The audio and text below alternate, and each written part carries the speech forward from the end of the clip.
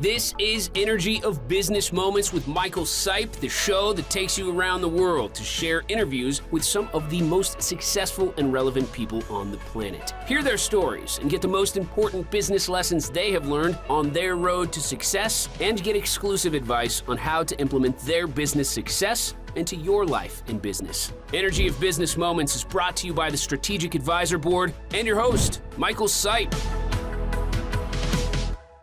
Hey there, everyone. Welcome to the Energy of Business Moments podcast. I am still Michael Sipe, and I am the host for this episode. Today, I am thrilled to have Hardy Smith on the show. He's got a lot of interesting background, whether it's NASCAR, whether it's working for nonprofits, working in the executive level. But he's got one thing that I think is going to be very valuable for this audience. He's got a great book out there. It's called Stop the Nonprofit Board Blame Game. Now, Hardy's been a consultant, speaker, worked in the high performance NASCAR industry, and he's a senior leader in other areas like local government, chambers of commerce, things like that. But there's some dynamics in his book that he talks about for a nonprofit and how that board operates. And in fact, some of our audience are people who serve on nonprofit organizations.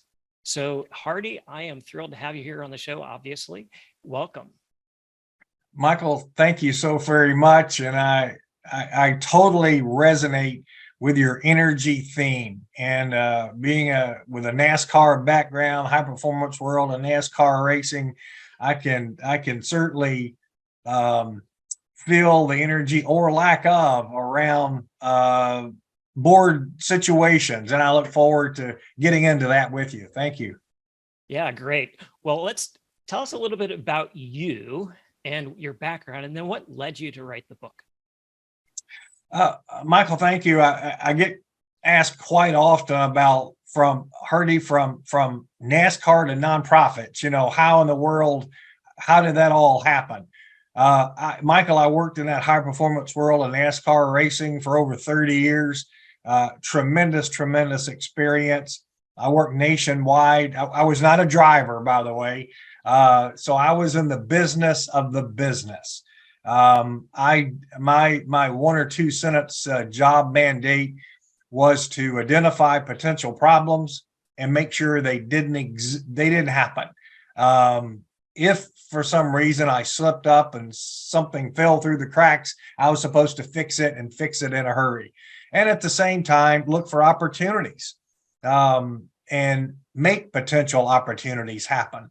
So with that mindset, and part of my professional career and also personal interest, I've worked with nonprofits, chambers of commerce, associations nationwide for a long period of time. So in doing a whole lot of public speaking on behalf of the NASCAR industry. So it was when the opportunity to create my own professional speaking and consulting business. I had worked on developing that for a while. And when that opportunity came to fruition, I look forward to that, making that transition.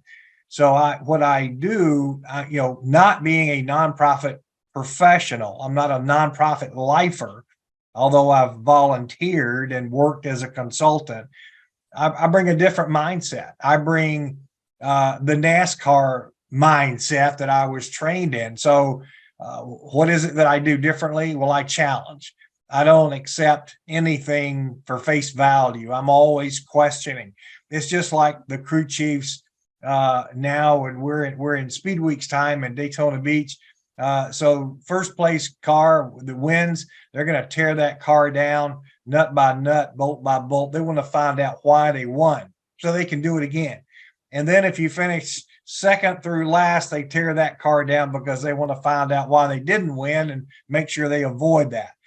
So I'm always looking for what are the situations that nonprofits face that need a solution that haven't been getting the results that they really need. And so I bring that perspective into it. I'm a bit of a contrarian, I think, in a fun way, and a total pragmatic. So I try to bring it real. Yeah, well, bringing it real means also, like you said, asking those questions, that curiosity, if you will, as to why are we doing things this way, that different perspective you talked about. And quite often, as we know, an organization can kind of get set in its ways. It becomes tradition after a period of time. And so if you don't have that outside observer coming in and asking those questions, it's very little opportunity for them to then pivot into those new opportunities you talked about, where they could go in a new direction that would be actually quite beneficial. But because they've been so focused in tradition, they don't see those opportunities. So I love what you bring there. Tell me a little bit then about one of the dynamics you see, because we do talk about energy a lot here. And when I'm talking energy, of course, people know it's the thoughts we think, the emotions we feel, and then the actions we take because of those thoughts and emotions. And so it could be just for the one person, maybe it's the CEO or the director, but then it can be the whole board, for example, or the whole organization. So what are some dynamics you see and you write about in your book? Well, I really, really, again, like your energy theme. It's the world of nonprofits, and especially in the social service sector. It's all about passion. And those individuals who work in that sector, thank you so very much for the great work that you do. You're overworked, understaffed, underappreciated, underfunded, but yet you still keep plugging away. But there is a tremendous, tremendous, very passionate energy around that group as a collective cohort. Those who serve nonprofit organizations, who volunteers always have a very energetic approach. They bring to a volunteer situation. Why do people volunteer, Michael? They want to make a difference. They want to have an impact. They want to know time and sacrifice of effort mattered for a reason. And so, again, a whole lot of energy around that. And as board members, as volunteers, board members feel very strongly about their work with nonprofits or chambers of commerce or associations. And then, of course, the organizations have an energy too. And that's where a little bit later on, I think we're going to head into this conversation where there's a collision of energies. Yeah, exactly. Good point. Yeah, we do have those sort of high moments in our business or in our group life, or especially in the passion towards doing something good kind of world of the nonprofits. And so, yeah, we can have those high moments where we're making a difference, right? But then there's also the low moments too. And when we talk about the low moments, it can be individual or it can be the whole group. And that whole group sometimes is responding to the leadership. And that leadership, of course, is sometimes that board of directors. So that sort of maybe dysfunctional or negative energy where there's conflict, that there's some emotion in there. So you've obviously seen that. What's going on there? Well, the work that eventually led to the book, I realized, and I want to jump on your question around, what was maybe a low moment, and kind of repurpose that into like maybe an initial challenge that was being faced. And I saw early on, well, in my own experience, but then when I started focusing on it from a my own company standpoint and directly paying full-time attention, the realization that there is so much angst and frustration around board engagement. There's either too much or not enough, and either way is not good. And I could see, Michael, that there's all this advice that's out there. There are other books, there are other speakers, there are the trainers and their conferences, and webinars and just all kind of advice. They're best practices that nonprofits, associations, chambers of commerce have followed for years and years related to board members and board member relationships. And you know what? The advice on how to create engagement or fix what's wrong doesn't work. Or let me say, it hasn't worked. And I think the trend is kind of it's not going to work. So we know that old saying about, well, what do you call it when you keep trying something the same way and hoping for a different result? Well, I saw that a different result was needed. So I launched out on a quest, and the quest, Michael, was to answer the question, why don't board members do what they're supposed to do? So with that contrarian viewpoint, challenging, not taking the status quo, the same path, looking for a different path, what I did was reach out and, as research subjects, if you will, I surveyed board members, not staff leaders, but board members. And I said, hey, look, board members are getting the finger of blame pointed for not doing what you're supposed to do. Why is that? And they shared that with me. And I did nationwide research, and I will be the first person to say, I am not an academic. I am not what I would call a qualified, certified surveyor person. I give this full disclosure in the book, but the amazing thing was when I did my research, and I used open-ended questions and got back open-ended answers. So that's part of the secret here that worked for me. Is, of course, that all came back. All the responses came back with different words, but as I laid out printed out all these email responses all over the dining room floor, the kitchen floor. My wife is having a fit. So look, they're all saying the same thing. So I knew that, okay, well, they all are identifying the same reasons why good board members turn off.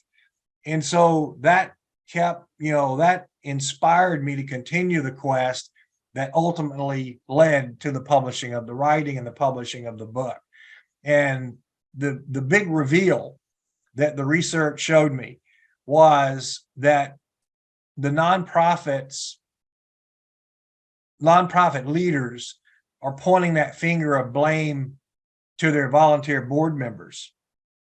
Board members are pointing a finger of blame at the nonprofit leaders or association leaders or chamber leaders they're serving with, pointing a finger of blame at them, Michael, for them having a less than positive board experience, therefore turning off, becoming disengaged, or acting inappropriately. So now the two fingers of blame pointing at each other, the big reveal is that's the blame game. And there is one. And so then the next step in all of that was to identify, well, what are the solutions? What are workable solutions? And let's do something differently. And that's what the book accomplishes. Yeah, I love how you talked about how you did your research, because eventually you get to the point where when the messaging seems to have a theme to it, there's some validity to that theme. Yes. And so you clearly picked up on that. And then, of course, your perspective of like, okay, well, what do we do about it? How do we address that and stop that blame and that finger pointing? Because as we know, in any organization, if there's a lot of finger pointing going on, there's not a lot getting done. And so you got to fix that. So without revealing too much about your book, what would you say, just maybe give an example for how board members might blame each other, and then one approach, because it is a low energy kind of thing. It's a catabolic kind of energy thing when there's blame going on. Here's the thing that you're helping me have a new creative thought. So I'm really enjoying our conversation. There's an energy that I shared that, that nonprofit leaders have, and there's an energy that volunteer board members have. But when you have a dysfunctional board situation or a board isn't functioning properly, there is a parallel negative energy sucking going on, and it's from both sides. And then when I say both sides, automatically that should be a red flag, right? Exactly. That means, both sides, there's an issue there, right? It's not holding hands and going down the path together. And the number one thing is that board members tell me is poor communication is the number one reason that most of the mistakes in board relationships exist. And anytime I'm speaking or doing training, especially around effective communications, I'll ask, and especially if there are ladies in the audience, I'll say, look, ladies, help the guys answer this question. Guys, don't try to answer. You're going to hurt yourself. But I'll ask the question, I'll throw it out there, Michael. What's the number one most important element to a good, positive, successful long-term relationship? 100% of the time, the answer comes back communication every single time. And so it's not about communication being more, it's about effective communication. And board members, if you stop and think about it, each individual person around a board table in a meeting, each one of those have different personality preferences, and each one of them have personality characteristics. They all have individual communication preferences on how they want to receive information, how they process information. So your staff stayed up late hours and hours for night after night preparing reports, and you're so frustrated because the board members aren't going to read them, and you've finished just in time to run them through the copy machine and get them all collated, and they're there on the table just within minutes of the board members walking in. Well, what are the red flags you could already see? Number one, you're already frustrated because you've got pretty much a worthless piece of work. I mean, it's good information, but no one's going to read it. Well, why is that? They got it within minutes of walking into the meeting. So, reconsider. Number one, produce your report further in advance so your board members have actually time to read it, the ones who will, study it, and be prepared to be a good board member, asking good questions and listening to the report and being able to digest it. Another thing is just quickly take an assessment. And when should a communication assessment occur? Maybe when you're in the recruiting phase, you're in the orientation phase, and you just simply ask them hey, Michael, how do you prefer that we communicate board information to you? You may like reports. You may like executive summaries. If it's a particularly contentious topic, you may appreciate an advanced telephone call, or if the situation merits, a personal visit. But from a staff standpoint, think about what your board members need to know and what do they want to know. And I've written an article, it's one of my fun ones, about board members feeling like mushrooms from a communication standpoint. They're kept in the dark and covered with, well, you know what mushrooms are covered with in a grow house. So if that's how your board members are feeling about communication, it's just not good. And so that's where it really gets started. That's where it really gets started. If you can fix that, you're going to go a long way in getting the board dynamic and the positive energy being generated rather than the negative energy. Yeah, that's a really good information and some steps, obviously, that they can take to improve that communication piece. And it's not surprising that communication is probably the biggest issue. but the way you outline it and you articulate the scenario almost of just showing up in time to get the printed copy and trying to play catch up. Of course, you're not going to be able to build a rapport because they're not even ready to get the information ahead of time, especially like you talked about the contentious issue ones, like maybe that phone call would be ahead of time would be that valuable, right? Because it is Absolutely. talk about. Yeah. Yeah. Well, on your own work here, you've obviously talked about, the blaming side. What are some of the benefits of using the tools you put in the book that then changes that dynamic to maybe a higher, more collaborative kind of energy between the board, between the leadership of the nonprofit and the team members? Number one is make sure you have the right people. Yeah, I'm a sports nut. I mean, I like competing, and so teams who want to win championships get championship players, and coaches who want to win championships are going to recruit players with purpose and process, have the standard of skills and experience, and the athleticism and the raw talent and the physical attributes that it takes to win a championship.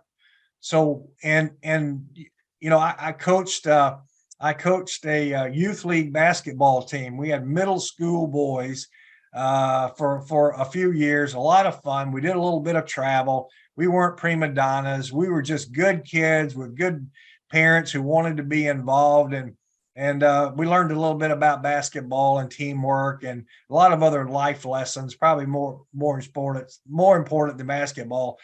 But we were in some pretty big tournaments and played against some heavyweight teams, probably that we had no business in doing. I'm not saying we competed with, I'm just saying we were in the game. That's all I'm saying.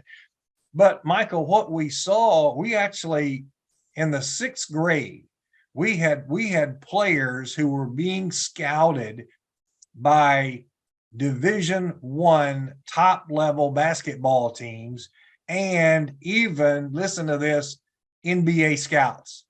They were already targeting and tagging young boys in middle school for where they see these kids in the future. These kids already had shoe deals, and I'm talking major shoe company deals, not just a pair of sneakers. I mean, deals. And so it was phenomenal. So the lesson that I got from that was, if it was that important in college sports or professional sports to do advanced recruiting, know who your pool of prospects are. What about that for chambers of commerce or associations?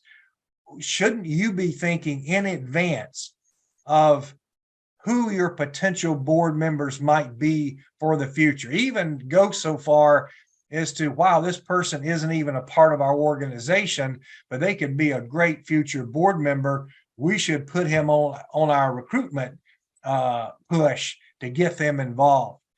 And so now, because what that helps overcome, when I say recruit with purpose and process, too many organizations wait until the last minute. They don't go out and get the people they really need. They're not really thinking championships. They're just trying to fill the roster. And they'll get good people, but I call those people slot fillers. They're there to occupy a seat, not really for what they bring to the table. Maybe it'll work out later on. Maybe it will, but quite often the results speak for themselves. It doesn't work out. So you've got the wrong people. Another thing that will help is to treat your board members like high value assets. And so rather than the slot fillers that quite often they are, or maybe the mushrooms they sometimes feel like from a communication standpoint, look at who most organizations want the best and the brightest, right, to be on their board. Well, if that's who you've been successful in getting to your board, those are impact players. Michael, they're not there to waste their time. They want to make a difference. They want to know something is going to be done with their investment of time and resources. So treat them that way. Rather, reconsider the makeup of your board meetings so that you're making your meetings matter. So at the end of the meeting, if a board member is asked, what did you accomplish at your meeting today? And the answer is, I really don't know. We heard some reports and that was it, but there was no lively debate. There was no questioning. There was no challenging of a top issue that we might be faced with. I'm really not even sure why I was there. So, I've got Michael Sipe, a top resource, 5-star recruit on our board. Man, look, we want to get into Michael's mind. We want the benefit of his experience, his thoughts. We want him to question. We want him engaged in dialogue. If you can get your board to that level, now you have a strategic board. And I was asked on an earlier interview about, well, how can organizations prepare for the future? And I said, very simply, number one, know that we finally figured out the uncertainty and change is actually not new. It's recurring. It never, ever goes away, does it? It's just a question of what it's all about at this particular point in time. The way you can future-proof your organization is to develop your board into a high-value asset, and they can help provide the way and the path forward for dealing with whatever change, whatever disruption comes your way. I hadn't really thought of a board being described as your high value asset, but the way you just described it is so appropriate. And getting to know the skill sets of the board members, recruiting to get those skill sets in if you particularly need them in your organization, yeah, clearly makes sense. I also like the idea of getting to know them at a personal level. Everybody's personality is a little different. So we know that, with Myers-Briggs type indicator or all the other personality, absolutely, that you can dial in how you work with that person based off their type of personality. And then of course you have things like the Gallup Strengths Finder and other tools like that, or the Energy Leadership Index assessment I use for leadership side. So when you pull all of that together, you can actually identify and optimize how that board interacts and communicates. And I love what you're just bringing up, because that's so true. Thank you very much. A lot of work to be done. It is. But when when the board's the high value asset, and we at the Strategic Advisor Board, we kind of play that role ourselves. We hope we are playing that role ourselves when we're working with our companies, because we're providing that sort of level of engagement. Like, why are we doing it this way? How can we strategically think about pivoting in a new direction that will actually bring in more growth or benefit the company more, right? So applying those kinds of principles to a nonprofit board and the interaction there with the nonprofit makes a lot of sense. And I would also suggest too, Michael, that so many of your listeners are going to be business leaders. They're entrepreneurs. They're running their own companies. Could be C-suite level business leaders, and every one of those are probably volunteering their time serving on some nonprofit board, a chamber of commerce board, could be an association affiliated with their particular profession, a board for the association. And if you're having these types of frustrations, well, as a good board leader, here are the tips that will help your team build that positive energy that will create the board that you would really rather be a part of. Yeah. And you're not going to eliminate those negative moments or those challenges. Correct. Right? Absolutely. But if Absolutely. you're a functioning team communicating well, guess what? Your chances of success and adapting to those challenges and Absolutely. solutions goes up immensely. Yeah, for sure. Well, great point about who actually ends up serving on a lot of those boards. So Hardy, this has been really, really interesting, but I'd also like to know a little bit more about you. If you could talk to anybody, speak to anybody, deceased or living, who would that be and why would you want to talk with them? Michael, I've given thought to this, and I think it would be my father's mother, so my grandmother on my father's side. She was a great individual, passed away very early in my life. So I was old enough to remember her. But she was a very sweet individual, and I certainly, it would certainly have been nice to have had her around a lot longer and let her maybe kind of see how the kids turned out. Yeah, there's sometimes for people when they're on the show, they talk about a specific family member. And Sure. And so for you, yeah, you said, passed on when you're quite young, but what was it about her that was so unique that you've... Well, that's a great question. And I've given thought, and she was a very caring individual. She was a very kind individual. She always, she was willing to help others, and she would do things. I don't remember that she was involved in clubs or organizations or things like that, but just personally, if she saw someone who needed help, she would reach out and help others. And I think that somewhere in the background of who I am today, there's some of that spirit. That has stuck with me for a long time, and I think that's one of the motivators of why I'm interested in working and helping those who help others. Yeah, what I'm hearing from you is that caring spirit of her translates into has meaning to you, and then you're doing something with it yourself, where you're trying to help an organization that's got a passion, that's got a mission, and you want to enable that, and that compassion piece comes through for sure. Yeah. Yep. Yes. Good.